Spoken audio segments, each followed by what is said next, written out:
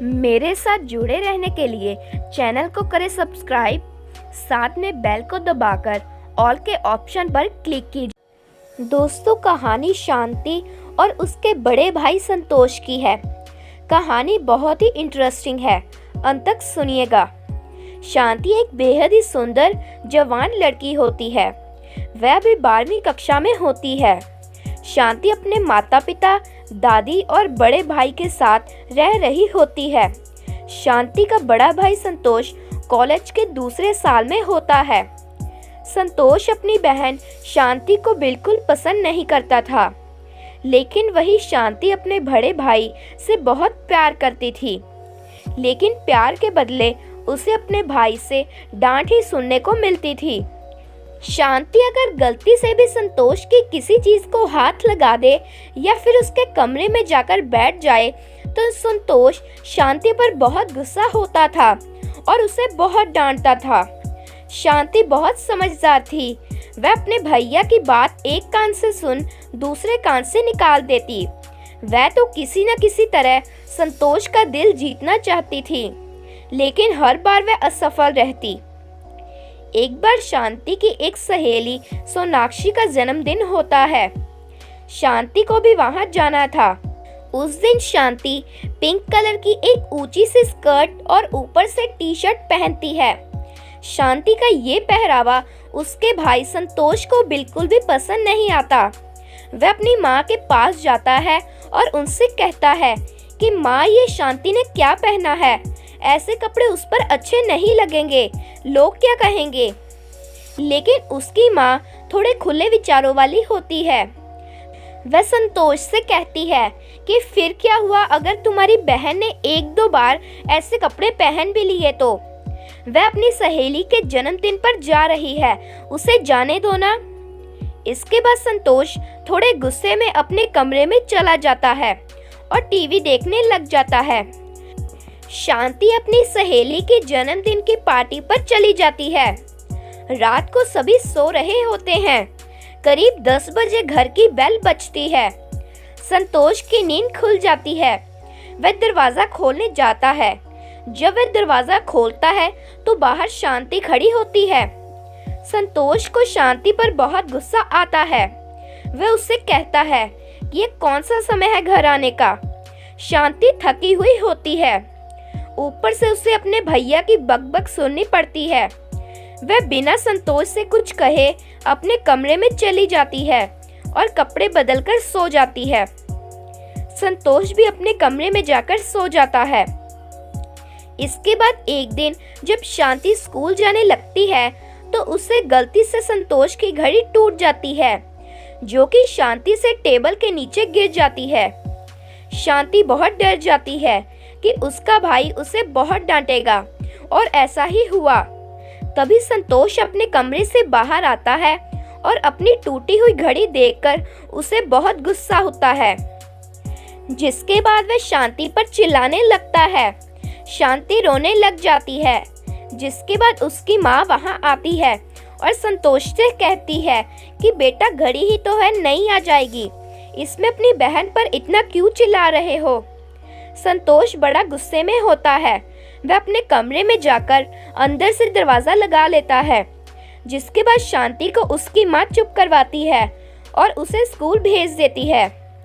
लेकिन उनकी माँ भी इन रोज के झगड़ों से काफी परेशान हो गई थी। वह मन ही मन सोचती है कि ऐसा क्या करूं जो संतोष शांति से नफरत ना करे।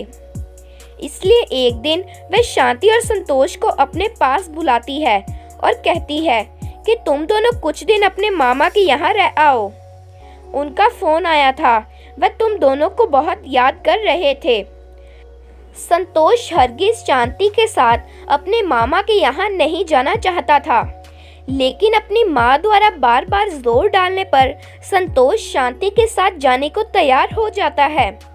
जिसके बाद शनिवार की रात को संतोष और शांति अपना अपना अलग बैग पैक कर लेते हैं, और सफ़र थोड़ा लंबा था, इसलिए वह थोड़ा बहुत खाना भी साथ में रख लेते हैं। इसके बाद रविवार की शाम को दोनों अपने मामा के यहाँ जाने के लिए निकल जाते हैं। उनके पिता ने दोनों की ट्रेन की टिकटें बुक करवा दी थी। इसलिए संतोष और शांति 7 बजे की ट्रेन में चढ़ जाते हैं। शांति ने उस वक्त टाइट जीन और टॉप पहना था, जिसे देख संतोष को काफी गुस्सा आ रहा था, क्योंकि उसे अपनी बहन पर ऐसे कपड़े बिल्कुल अच्छे नहीं लगते। इसके बाद दोनों अपना डिब्बा देख उसमें बैठ जाते हैं। वे दोनों साथ में ही बैठे होते हैं। रात के करीब 9 बजे होते हैं। ट्रेन में सभी सो रहे थे, लेकिन संतोष और शांति अभी भी जाग रहे थे, क्योंकि वे एक ही सीट पर बैठे थे। वहां लेटने की जगह नहीं थी।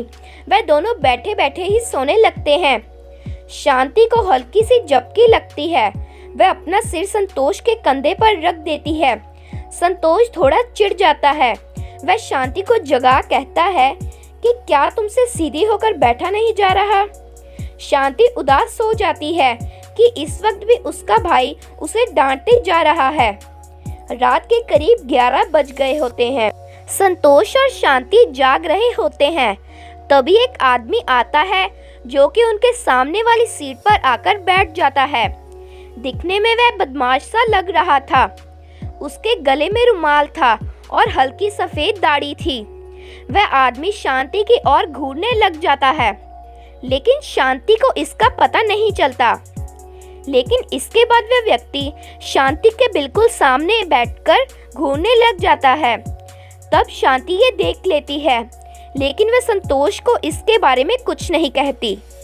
थोड़ी देर बाद संतोष बाथरूम जाने के लिए सीट से उठता है, जिसके बाद शांति उस अनजान व्यक्ति के साथ अकेली बैठी होती है। उसे बहुत अजीब लग रहा था।